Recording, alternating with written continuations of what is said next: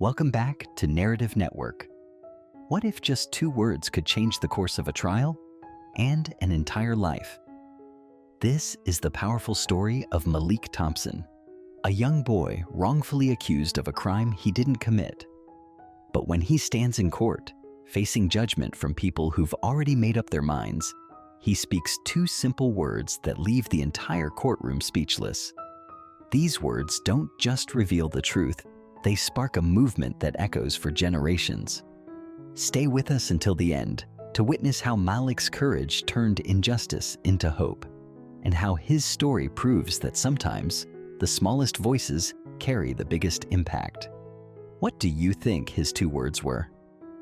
Drop your guesses in the comments below, and don't forget to like, subscribe, and share this story with your friends to spread the message of resilience and justice.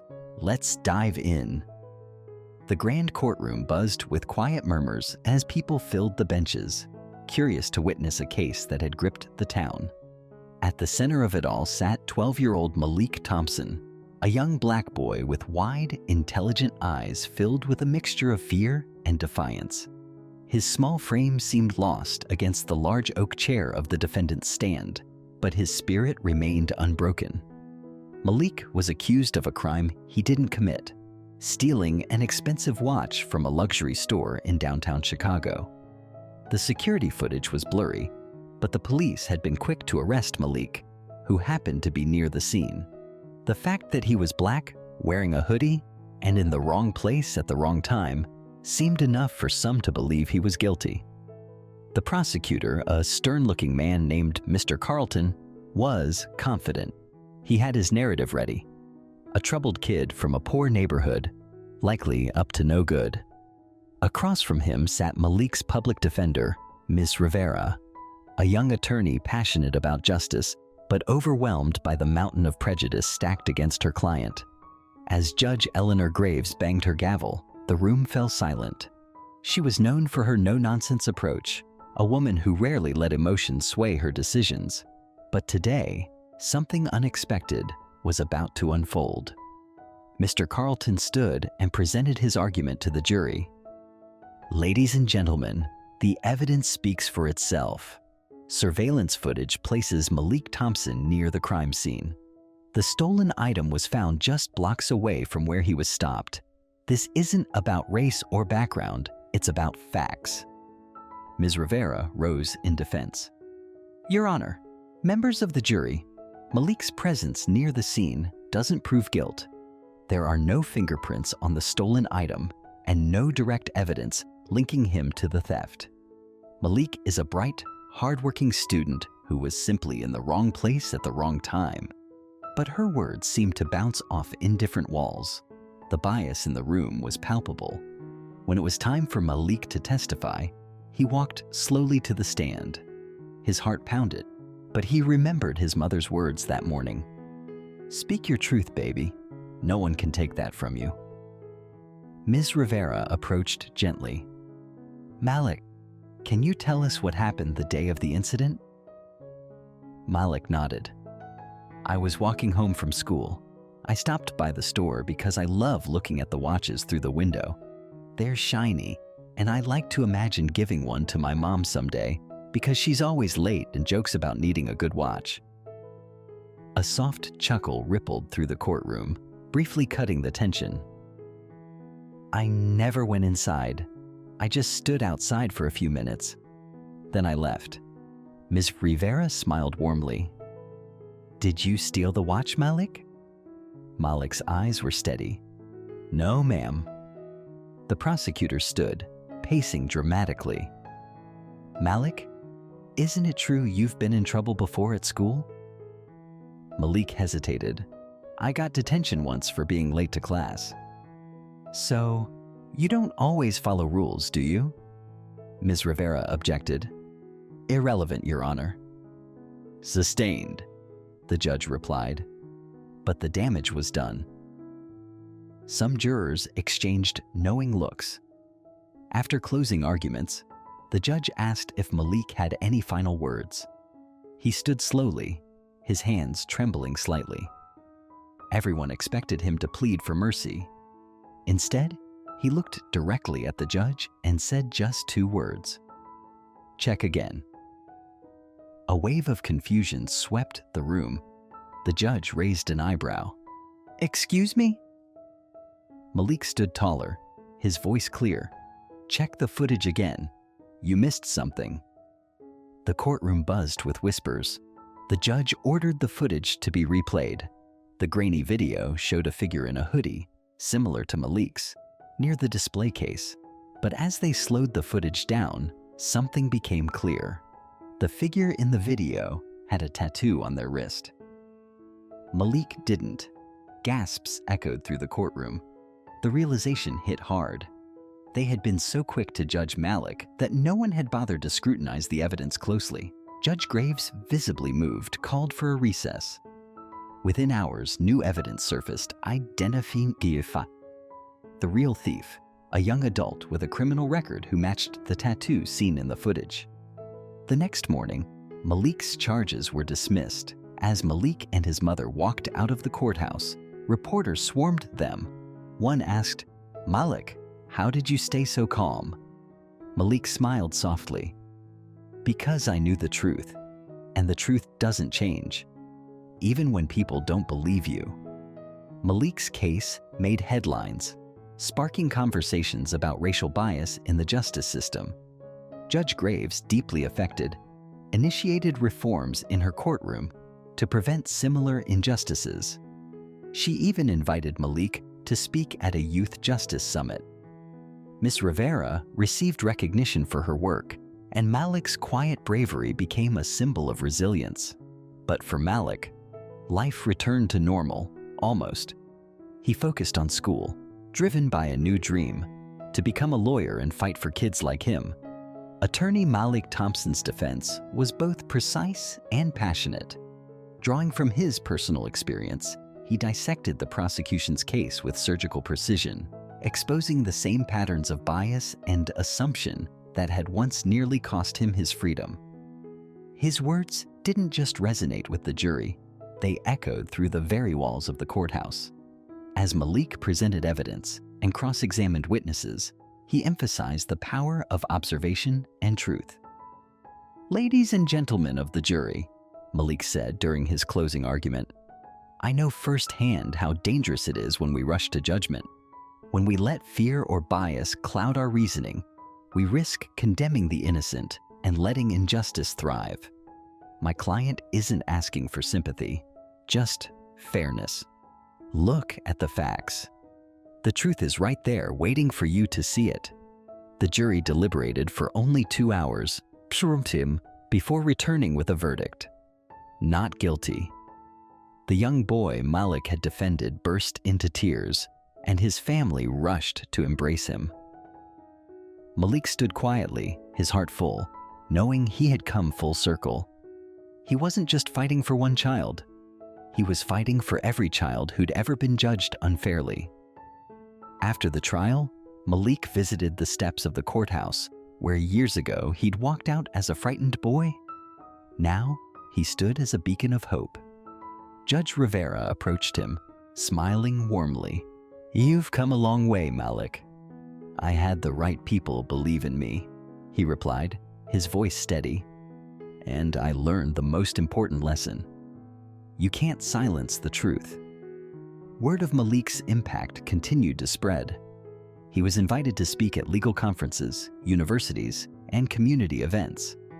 His TED Talk, "The 2 Words That Saved Me," went viral, inspiring millions around the world. Malik's message was simple but powerful. Check again, look closer, listen harder. The truth is always there. You just have to be willing to see it. Despite his success, Malik never forgot his roots. He returned to his old neighborhood, where he started a nonprofit organization called Truth Matters, dedicated to providing legal aid to underrepresented communities and mentoring young people. At the grand opening of the community center, Malik's mother stood proudly in the front row. Tears welled in her eyes as he took the stage. "There was a time when I thought my life was over because of a mistake I didn't make," Malik began. "But today, I stand here not as a victim, but as proof that the truth can't be buried. It might be ignored, dismissed, even attacked, but it never disappears. The crowd erupted into applause, and Malik's mother rushed to hug him, whispering, "I always knew you'd change the world." One day, as Malik sorted through old case files at his office, he found a dusty envelope addressed to him. It was from Judge Eleanor Graves, who had presided over his trial years ago. She had passed away recently, but her letter had been left in her personal files to be sent to him. The letter read, "Dear Malik, I never told you how much you changed me. That day in court, when you said, 'Check again,' I realized how easily even someone like me, a judge sworn to uphold fairness, could fall into the trap of assumptions. You opened my eyes. I hope you continue to fight for the truth, not just in court, but in life. You were never just a defendant in my courtroom. You were my teacher." With deep respect, Judge Eleanor Graves. Malik sat silently, tears filling his eyes. It was a reminder of how far-reaching the ripples of a single moment could be. As the years passed, Malik Thompson's influence grew beyond the courtroom. He was no longer just an attorney. He had become a symbol of justice, resilience, and the power of truth. But Malik remained grounded, always remembering the frightened boy who had once stood in a courtroom, facing judgment not just from the legal system, but from society itself. One evening, after a long day of mentoring law students and reviewing case files, Malik sat alone in his office, reflecting on his journey. The framed letter from Judge Graves hung above his desk, a constant reminder of how a single moment of courage could change lives. Just as he was about to leave, his phone buzzed. It was an unknown number, but Malik answered out of habit. "Mr. Thompson." A young voice hesitated on the other end. "I don't know if you'll even get this message, but I need your help." The voice belonged to Jordan Harris, a 16-year-old facing wrongful charges, eerily similar to Malik's own experience years ago. Without hesitation, Malik responded, "I'll be there." Meeting Jordan brought back memories Malik had long tucked away. The boy's fear was familiar, the same look Malik had once carried in his own eyes. Jordan had been accused of vandalism and theft, with shaky evidence and assumptions based solely on his appearance. When Malik entered the courtroom, whispers filled the gallery. His reputation preceded him now, but he wasn't there for fame. He was there for justice. During the trial, the prosecution painted Jordan as a troubled teen, using stereotypes rather than facts. Malik listened patiently, then stood to deliver a defense that silenced the room. "Ladies and gentlemen," Malik began, his voice steady and powerful, "I've been in that chair where Jordan sits today, not because I did something wrong, but because people were too quick to believe I had. They saw the color of my skin before they saw the content of my character." He paused, letting his words sink in. But justice isn't about assumptions. It's about facts. It's about truth. And if there's one thing I've learned, it's this: when in doubt, check again. Malik requested the court to review surveillance footage one more time. This time, they noticed something previously overlooked: a reflection in a window showing the real culprit, someone entirely different. Gasps filled the courtroom. The case unraveled in minutes. Jordan was found not guilty. Jordan's case reignited national discussions about systemic bias. Malik's work inspired new reforms, including the Check Again Act, a policy that required law enforcement to undergo bias training and mandated thorough evidence reviews before charging minors with crimes. Malik became a visiting professor at a prestigious law school, teaching courses on justice reform and ethical law practices. But he continued to take on pro bono cases, defending those who couldn't afford representation. His nonprofit, Truth Matters, expanded globally, offering legal support, mentorship programs, and advocacy workshops. Years later, Malik stood in front of a packed auditorium, delivering a keynote speech at an international justice conference. Judges, lawyers, activists, and students from around the world gathered to hear him speak. He looked around the room, pausing to gather his thoughts. When I was 12, I sat in a courtroom, terrified. 2 words saved me, check again. Those words changed my life, but they weren't just for me. They were for every child, every person who's ever been misjudged, overlooked, or silenced. He glanced at the front row where his mother sat, her eyes filled with pride, and Jordan, now a young lawyer himself, smiled back at him. The fight for justice never ends, Malik continued. It's not just in courtrooms, it's in classrooms, boardrooms, and conversations at dinner tables. So, I leave you with this. When you're faced with doubt, when you think you know the story, when you're certain of your judgment, check again. The audience rose in a standing ovation, not just for Malik's words, but for the life he had lived, a testament to the power of truth, resilience, and the courage to speak up. Years after Malik Thompson's groundbreaking speech at the International Justice Conference, his influence continued to ripple across the globe. His students, mentees, and even those who had never met him carried his message forward. One of those students was Leah Matthews, a young, determined law graduate who had been inspired by Malik's story since she was a teenager. Growing up in a neighborhood plagued by systemic injustices, Leah had seen firsthand how easily the truth could be overlooked. Malik's legacy gave her the courage to believe that change was possible, not just in the courts, but in people's hearts. Leah joined Truth Matters as a legal fellow, working tirelessly on cases where justice seemed out of reach. One day, a case landed on her desk that echoed Malik's own childhood experience. A young boy named Isaac, wrongfully accused of robbery, facing years in juvenile detention. Leah felt a familiar fire ignite within her. She knew what needed to be done. Isaac's death was heartbreaking. The evidence against him was circumstantial, and much like Malik's case from decades earlier, bias had filled the gaps where facts were missing. Leah met with Isaac, who reminded her of Malik, brilliant, articulate, and misunderstood. During the trial, the prosecution painted Isaac as a troubled youth leaning heavily on stereotypes and assumptions. But Leah was prepared. She stood confidently, her voice steady as she addressed the jury. "When you look at Isaac, what do you see?" she began, pausing to let the question linger. A suspect? A statistic? Or a scared boy who deserves the same fairness we all expect? She turned to the judge. "Your Honor, I'd like to request the surveillance footage to be reviewed again, frame by frame." The courtroom grew tense as the footage played in slow motion. And there it was, a reflection in a car window revealing another person entirely, someone the police had overlooked.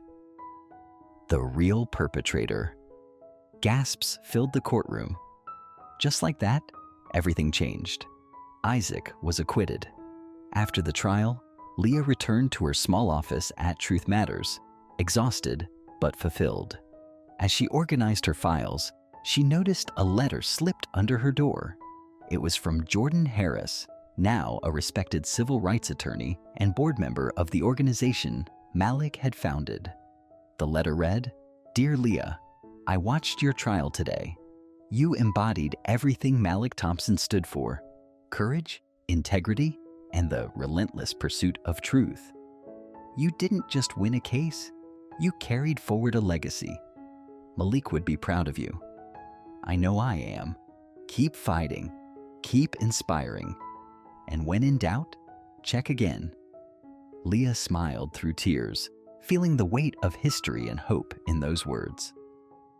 Years later, Truth Matters held a commemorative event in honor of Malik Thompson's lifelong work. The organization had grown from a small legal aid office into a global movement for justice reform. Leah, now a leading attorney and activist, stood on stage before an audience that spanned generations. Photographs of Malik flashed across the screen behind her. Malik as a boy in court. Malik defending clients. Malik standing proud with Judge Rivera and Jordan Harris. Leah took a deep breath.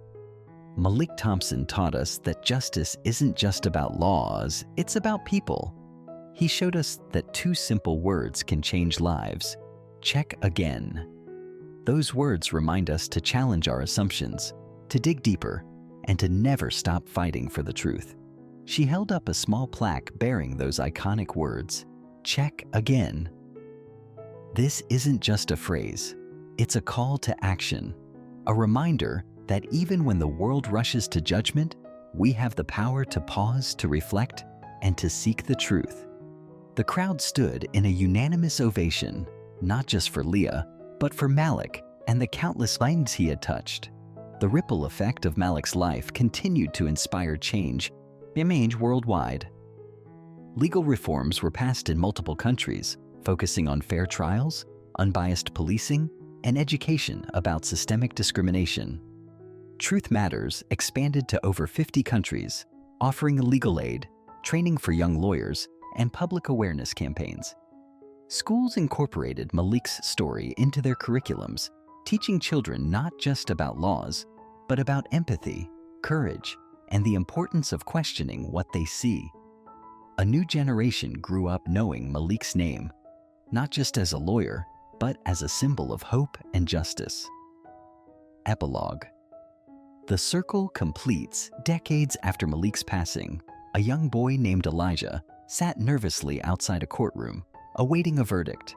He was there not as a defendant, but as a young law student observing his first real case.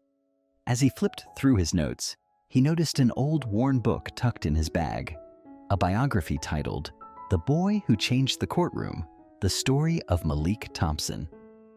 Inside, written in the margins, were Malik's famous words, "The truth doesn't change. You just have to be willing to see it." Elijah smiled, feeling a surge of inspiration. He stood up, ready to face his future, knowing that the legacy of Malik Thompson was not just a story from the past. It was alive in every person who dared to seek the truth. And in every heart, Malik's voice echoed, "Check again." Thank you for watching. If this story inspired you, don't forget to subscribe for more powerful and thought-provoking content. Share this video with your friends and family to spread the message of courage, truth, and justice. We'd love to hear your thoughts in the comments. What part of the story moved you the most? Stay tuned for more stories that will keep you hooked until the very end. See you in the next video.